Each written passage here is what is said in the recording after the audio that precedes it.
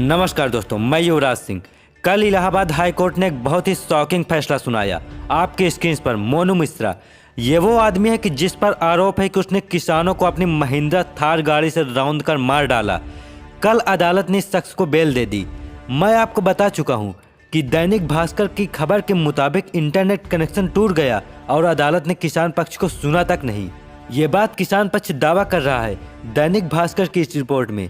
अब किसान ने ठान लिया है। किसान कह रहा है कि वो इसे चुनौती देने वाले हैं। मगर सबसे बड़ा प्रश्न, क्या उत्तर प्रदेश पुलिस ने अपने पक्ष को बहुत ही कमजोर रखा अदालत के सामने, जिसके चलते इलाहाबाद हाईकोर्ट ने उसे बेल दे दी? क्या ये सवाल उठना नहीं चाहिए कि उत्तर प्रदेश पुलिस ने आखिरकार अपने पक्ष को कैसे रखा? और दूसरा बड़ा सवाल कि क्या उत्तर प्रदेश पुलिस इसे सुप्रीम कोर्ट में चुनौती देगी, क्योंकि इलाहाबाद हाईकोर्ट मोनू मिश्रा को बेल दे चुका है। मैं आपको बता दूं दोस्तों कि किसान के हौसले बुलंद हैं। किसान अब इसको चुनौती देने वाले हैं।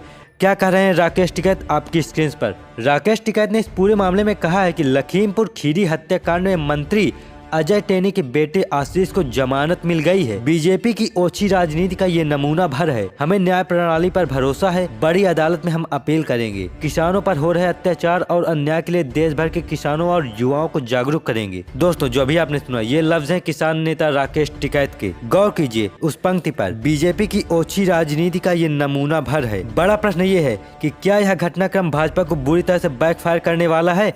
लखीमपुर खीरी में चौथे चरण में मतदान होने हैं और भाजपा के थिंक टैंक को लग रहा है कि मोनू मिश्रा को जो बेल मिलेगी उससे हमारा जो ब्राह्मण वोट बैंक है वो मजबूत होगा। क्या ऐसा होगा या कहीं ऐसा तो नहीं कि भाजपा को इसका और नुकसान होने वाला है और किसान इससे और भी नाराज होगा? दैनिक भास्कर को दिए गए इंटरव्यू में क्या कहा राकेश टिकैत ने, मैं आपको पढ़कर सुनाना चाहता हूँ। राकेश टिकैत ने कहा कि 3 काले कानूनों के खिलाफ किसानों ने 13 माह तक आंदोलन किया। किसानों के आंदोलन के समय ही लखीमपुर खीरी में केंद्रीय गृह राज्य मंत्री अजय टेनी के बेटे ने किसानों पर गाड़ी चढ़ाई, किसानों को कुचला। अब किसान नेताओं में भी आक्रोश पनपने लगा है।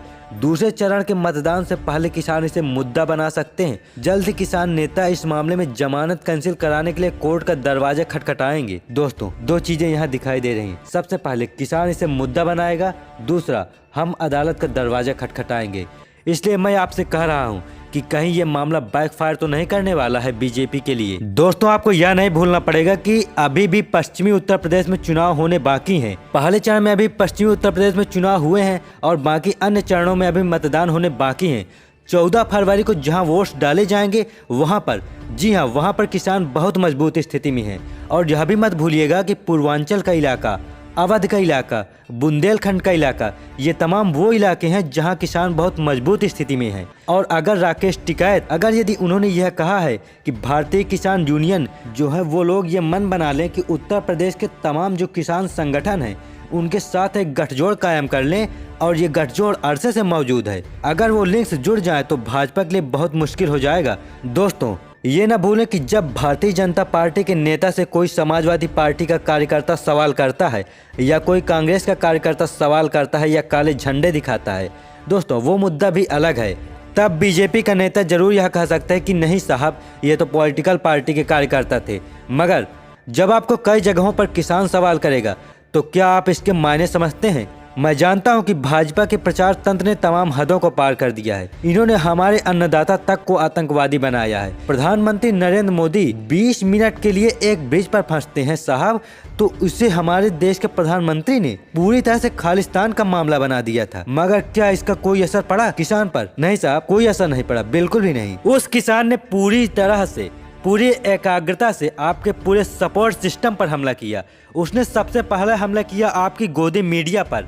पिछले 1 साल में 700 किसानों की जानें गई, मगर पिछले 1 साल में जिस तरह से गोदी मीडिया की धज्जियां उड़ी हैं, उनकी विश्वसनीयता जो है वो बिक गई है, बिल्कुल खत्म हो गई है। किसान ने उसे सही मायने में एक्सपोज किया है। वो समझता है कि राक्षस की जान किस तोते में है। सुन रहे हैं आप लोग? वो समझते हैं कि राक्षस की जान किस तोते में है, इसलिए वो लगातार गोदी मीडिया पर हमला करता रहा है। यही वजह है दोस्तों कि आप लोग देखते होंगे कि राकेश टिकैत तमाम जब न्यूज चैनल उन पर सवाल करते हैं तो वो किस तरह से गोदी मीडिया को जलील करते हैं। किसी को कहते हैं कि आप चुनाव लड़ लीजिए, किसी को कुछ कहते हैं, और इसी तरह से किसानों की देखा देखी अखिलेश यादव ने गोदी मीडिया पर हमला बोलना शुरू कर दिया है। क्योंकि अब धीरे धीरे राजनीतिक दल अब इस बात को समझने लगे हैं कि सबसे पहले इस नफरती गोदी मीडिया का इलाज करना होगा, उनकी विश्वसनीयता को खत्म करना होगा। मगर आप जानते हैं सबसे अच्छी बात क्या है? किसान ने कभी भी इस गोदी मीडिया के खिलाफ हिंसा का सहारा नहीं लिया है, कभी नहीं। ये खूबसूरती रही इस आंदोलन की, इसलिए आज तक ये किसान चुनौती दे रहे हैं कि मोनू मिश्रा को बेल जरूर मिल गई है, मगर हम पीछे हटेंगे नहीं। तो उसकी चुनौती को गंभीरता से समझिएगा, इसका नुकसान लीगली हो सकता है, और सबसे बड़ी बात जो भाषा भारतीय जनता पार्टी समझती है चुनावी तौर पर हो सकता है। कोई नहीं भूल सकता दोस्तों कि किस तरह से अजय मिश्रा टेनी, जो अब भी मोदी सरकार में बने हुए हैं, किसानों को किस तरह से धमकाते हैं, भड़काते हैं, आपत्तिजनक भाषण देते हैं। मैं ऐसे लोगों को कहना चाहता हूँ कि सुधर जाओ, नहीं तो सामना करो आके, हम आपको सुधार देंगे।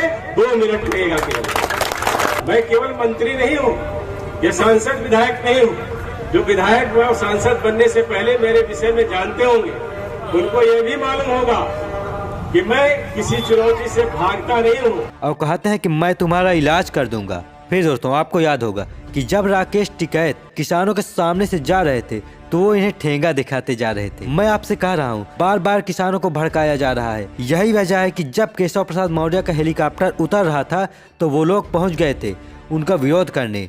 जब अदालत अपने फैसले में यह कहती है कि वहाँ पर किसान मौजूद थे और उनके डर से ड्राइवर ने तेजी से गाड़ी चला दी, जो वीडियो हमने देखा, किसान तो आराम से जा रहे थे, फिर अचानक से पीछे से एक गाड़ी आती है और उनको उड़ा कर चली जाती है। यकीनन उन लोगों की भी मौत हो चुकी थी जो जीप के अंदर बैठे थे, उनके स्वाभिमान की मौत हो चुकी थी, उनकी इंसानियत की मौत हो चुकी थी, और उनके अंदर इंसानियत का नामो निशान तक नहीं बचा था जिस वक्त वो किसानों को कुचल कर जा रहे थे। मगर जब आप बार बार किसानों पर निशाना साध रहे हैं, उन्हें गालियां दे रहे हैं, ऊपर से उन्हें एक गाड़ी रौंद कर चली जाती है, तो क्या आप किसानों पर ही सारी जिम्मेदारी संयम बरतने की थोप रहे हैं? क्या उन्हीं के सिर पर यह ठीकरा फोड़ा जा रहा है? ये तमाम प्रश्न है दोस्तों जिनकी उम्मीद है कभी न कभी उत्तर मिलेंगे, और उम्मीद है कि ये जवाब अदालत में मिलेंगे।